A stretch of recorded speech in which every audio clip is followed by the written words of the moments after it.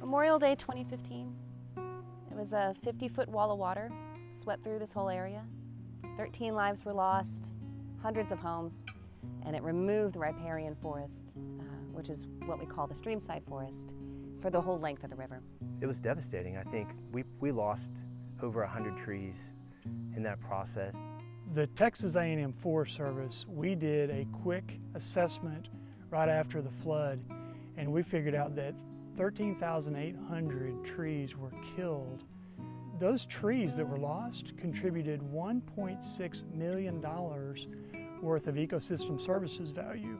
The flood, it's pretty devastating. You kind of don't even know where to start, especially with the loss of so much soil. So in partnership with TreeFolks and the Texas Forest Service, you know, we were truly blessed in the sense that they came out here and they led the program, but they planted over 7,000 trees. We saw Hays County create the Blanco River Restoration Program.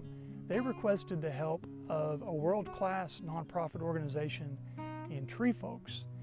As part of the Trees for the Blanco program, we provide free trees, free consults, and free planting of the trees to people here along the river. They don't have to do anything.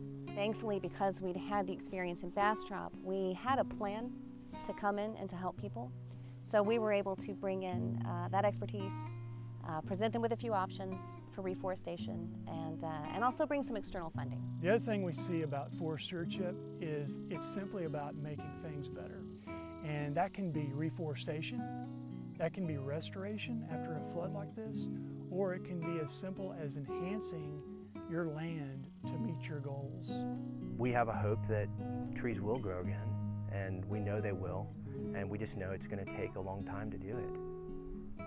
The forest that we plant today will be there for their children and grandchildren, and it will recover, and we will survive and keep moving on. And it's been a beautiful thing to be a part of.